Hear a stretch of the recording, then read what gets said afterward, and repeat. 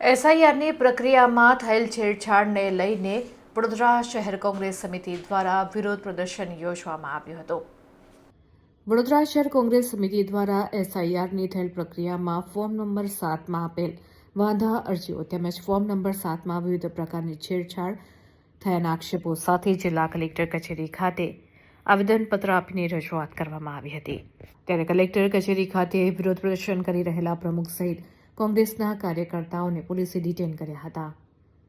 વડોદરા શહેર કોંગ્રેસ સમિતિના પ્રમુખ ઋત્વિક જોશી, વડોદરા મહાનગરપાલિકાના કોંગ્રેસના વિપક્ષી નેતા ચંદ્રકાંત શ્રીવાસ્તવ, ભીખાભાઈ રબારી, કોંગ્રેસના કાર્યકર્તાઓ તથા દરેક વિધાનસભા વિસ્તારના વોર્ડ પ્રમુખો સહિત કોંગ્રેસના કાર્યકર્તાઓ પ્લેકાર્ડ્સ અને સૂત્રોચ્ચાર સાથે વિરોધ દર્શાવ્યો હતો। ત્યારબાદ જિલ્લા કલેક્ટર ખાતે વિધાનસભાના શહેરના 5 વિધાનસભાના એઆરઓને 141 વડોદરા શહેર વિધાનસભા 142, સયાજીગંજ વિધાનસભા 143, અકોટા વિધાનસભા 144, રાવપુરા વિધાનસભા 145, માંજલપુર વિધાનસભા આવેદનપત્ર આપીને રજૂઆત કરી હતી। ત્યારબાદ શહેર કોંગ્રેસ સમિતિના પ્રમુખ સહિત કોંગ્રેસના કાર્યકર્તાઓએ ધરણા કરીને વિરોધ પ્રદર્શન યોજ્યું હતું। ત્યારે પોલીસે પ્રમુખ સહિત કાર્યકર્તાઓની ટીંગાટોળી કરીને તેમને ડિટેન કરવામાં આવતા જ તેઓને પોલીસ સ્ટેશન ખાતે લઈ જવામાં આવ્યા હતા।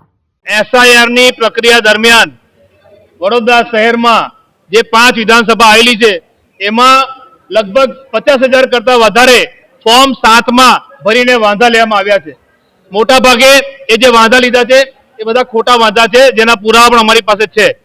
આપ સૌ જાણો છો કે 5 દિવસ પહેલા જિલ્લા કલેક્ટરશ્રીને અમે આવેદનપત્ર આપીને માંગણી કરેલી કે જેટલાએ ફોર્મ 7 ભર્યા છે એ તમામની વિગતો અમને આપવામાં આવે। ફોર્મ 7 એટલે કે જે મતદારની સામે કોઈનો વાંધો હોય તો એ વાંધો રજૂ કરવાનું, એમાં એકરારનામું છે, સોગંદનામું છે, એટલે કે નીચે જે વ્યક્તિ સહી કરે છે એ ખોટું બોલતો નથી એવું પણ એમાં સાબિત થાય છે। ત્યારે અમારી પાસે જે માહિતી છે જે અમે આવનારા દિવસમાં રજૂ કરવાના છે કે ભાઈ ખોટા સાચા મતદારના ખોટા વાંધા લેવામાં આવ્યા છે। એટલે પહેલું કે ભાઈ ફોર્મ 7ની જે વિગતો છે એ તમામ વિધાનસભાના ઈઆરઓને વાત કરી એની વિગતો અમને આપો, અને જે કલેક્ટર વડોદરા શહેરના જિલ્લા કલેક્ટર શ્રી અને જે ઈઆરઓ છે એમને ખબર છે કે કોને કોને ખોટા વાંધા લીધા છે, એની સામે કાયદા મુજબની જોગવાઈ થાય, જેલ ભેગા કરો, એફઆઈઆર કરો, એ કોંગ્રેસ પાર્ટીની માંગણી છે। એક પણ સાચા મતદારનું નામ અમે ડિલીટ નહીં થવા દઈએ। ભાજપના નેતાઓને જ્યારે ખુરશી ખતરામાં છે અને ગભરાઈ ગયા છે, માટે ચૂંટણી પંચ અને ભાજપના મેળાપીપણામાં જે સાચા લોકોના વોટ ડિલીટ થઈ રહ્યા છે એ કોંગ્રેસ પાર્ટી નહીં થવા દે। આ લોકો જ્યારે ચૂંટણી હારવા આવે ત્યારે આ લોકો આવું કરે છે, તો ભાઈ ચૂંટણી બંધ કરી દો।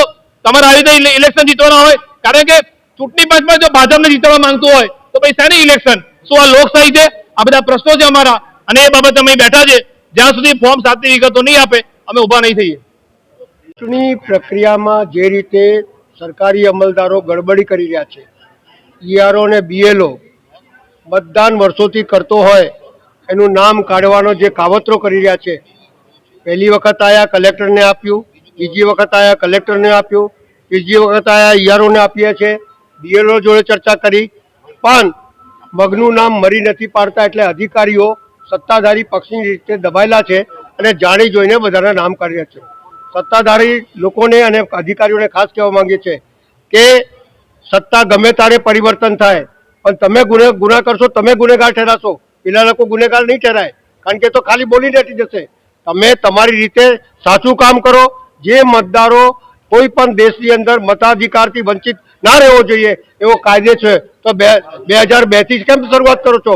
તમે બતાવી શકો છો પોતે સત્તા પર ખુરશી પર બેસીને કે 5 દિવસ પહેલા શું કાઢેલું? તમે 5 દિવસ પહેલાનું નહીં બતાવી શકતા તો 2002નું પારસ કઈથી બતાડશે? એટલે આ લોકો ભેગા મળીને જે રીતે વોટિંગ લિસ્ટમાંથી નામ કાઢવાનું કાવતરું ઘડી રહ્યા છે, એની સામે કોંગ્રેસનો વાંધો છે।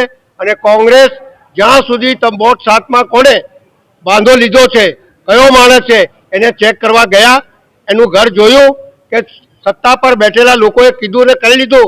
તમે લોકોના ટેક્સ વડે પગારો મળે છે, નહીં કે સત્તાધારી પક્ષો પગાર આલે છે। જે નાગરિક તમને પગાર ચૂકવતી હોય એ નાગરિકને તમે વફાદાર નથી, તમે સત્તા પર બેઠેલા લોકોના વફાદાર છો। એટલે કોંગ્રેસ પાર્ટીનો વાંધો છે અને કોંગ્રેસ પાર્ટી આ બાબતમાં લડીને લોકોનો મતાધિકાર મળે તે પ્રમાણેની લડાઈ લડી રહી છે।